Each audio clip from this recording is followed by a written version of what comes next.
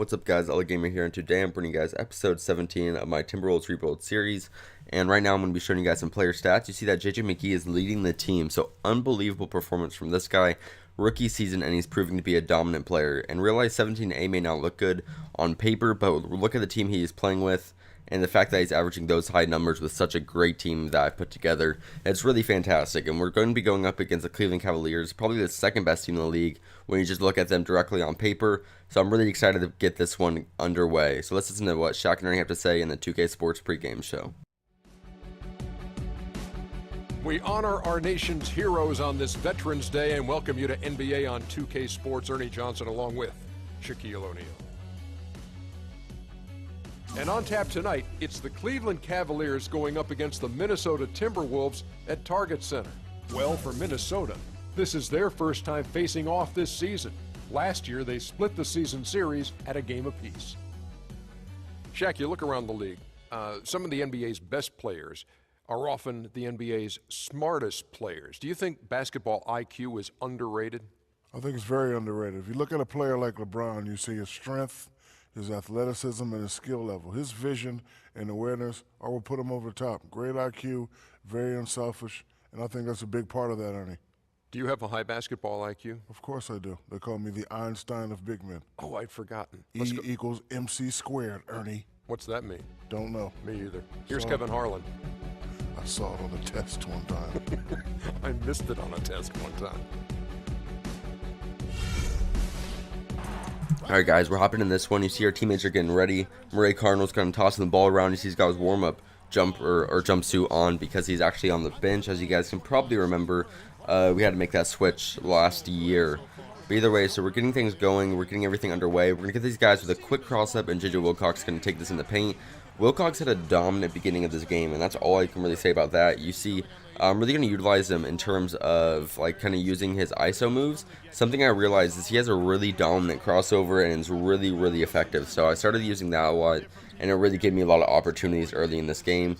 And of course, we're also going to be using our boy JJ McGee, just because of the pure purpose that this guy's an absolute monster, just in terms of rebounding and scoring in the paint.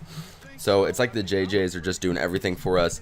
I mean, I don't even want to scout draft classes anymore. I should just draft whoever's got the name JJ, and they most likely will probably play a big impact on this team. So right here, we're playing some defense. You see we're up 6-2, so pretty good start.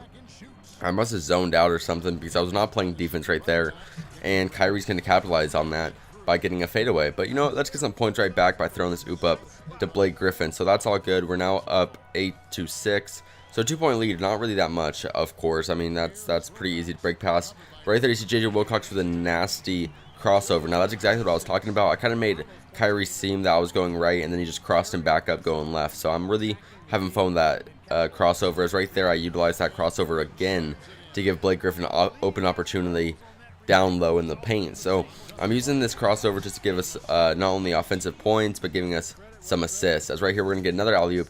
This time, JJ McGee doing a little bit of a 360, kind of incredible move by him right there. Don't know how he was keeping his balance and keeping the ball in his hand, but great job by him. Right here, we're going to pass out to Murray Cardinal, and he's going to nail that three. So I love when all this team is kind of functioning as a whole. That was kind of the idea when we put this team together, that they really could function on both sides of the ball really well, and I really think that's how it is going, and it all kind of worked out. As right here, Zach LaVine's going to get the crazy dunk baseline. I don't know how he managed to do this. He just flew like 30. He managed to do like a crazy long jump and still managed to get high in the air to do that dunk. So great job by LaVine showing off athleticism. I don't know how he's got such great vertical, but I'm glad he does. As right here, Paul George is going to drain a three, and Paul George is another player I'm really liking. On paper, you know, I think he's averaging the least amount of points out of all 5 of our starters, but that's not a real issue to me because I know he plays lockdown defense, and the fact is he just drains every open three he shoots. And I mean, of course, you're not going to get tons of open threes, but I mean, and it may not sound impressive because, like, okay, you hit an open three, that's not that great.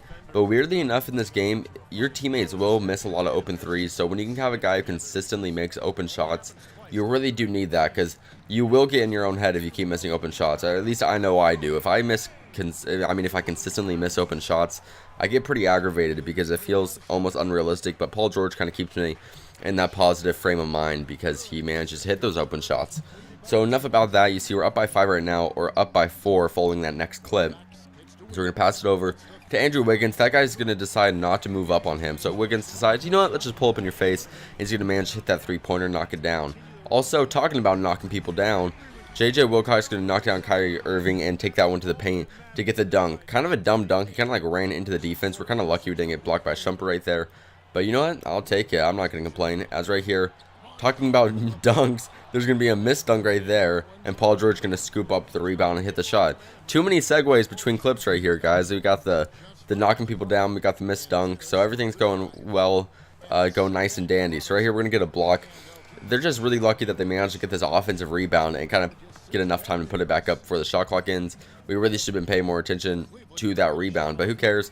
Right here, we're not able to play good enough defense to stop that backdoor cut, and that will manage to give them 2 free points. Not good right there, but luckily right here, we're going to be cherry picking with J.J. Wilcox, so he's going to take that all the way down the court and do a double clutch reverse dunk. Now, of course, not the greatest of dunks, but still a nice dunk nonetheless. And now in this next clip, you see that we are only up by 8 following a nice little shot by the Cleveland Cavaliers.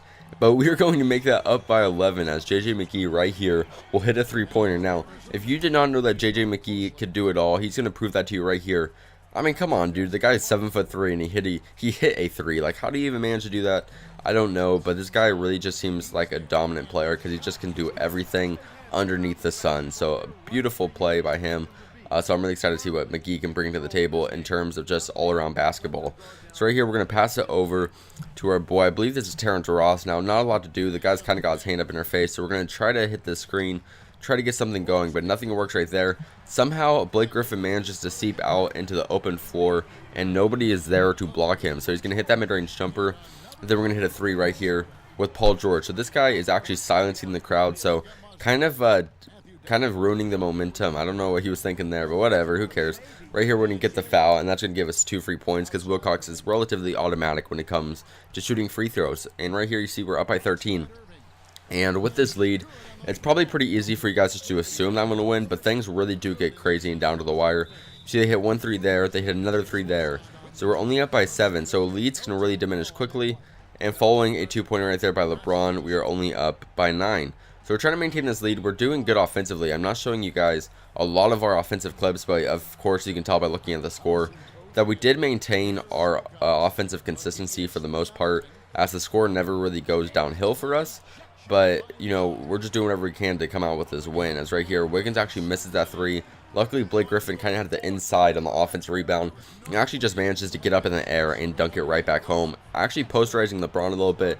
Not dunking over him, but kind of getting him in the way. Right there, Kevin Love hits a 3, and it kind of fast forwards to a later clip. You see right here we're up by 3. With 25 seconds left, we're doing whatever we can to put this game in the books, and that's exactly what we do right here. Paul George hits the 3. Now, of course, up by 6 with 20 seconds left, anything can happen. But with our defense, we're not going to allow that. We're going to get this rebound right here, and we're going to start hitting them with that cheese. We're going to start running around in circles with J.J. Wilcox. This guy's got some crazy speed. Let's try to run out this clock.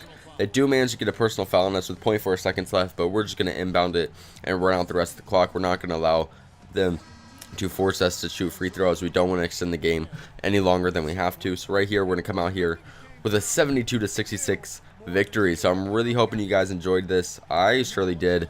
I always enjoy when I come out here and succeed and come out with a win, especially against a team like the Cavaliers, a team that's really, you know, expected to go super far in playoffs and super far in the regular season. It really is good to see that we're going to come out with a win against them, and it really kind of gives us a stepping stone as to where we want to be as a team, and we seem to be kind of top tier right now. So either way, click that like button below if you guys enjoyed. Make sure to comment your opinion of the series and what I can do to make it more interesting in the comment section below. Also, make sure to subscribe if you haven't already to stay tuned to this series and other series I got going on my channel. Thank you guys so much for watching, and I'll see you guys next time. Peace out.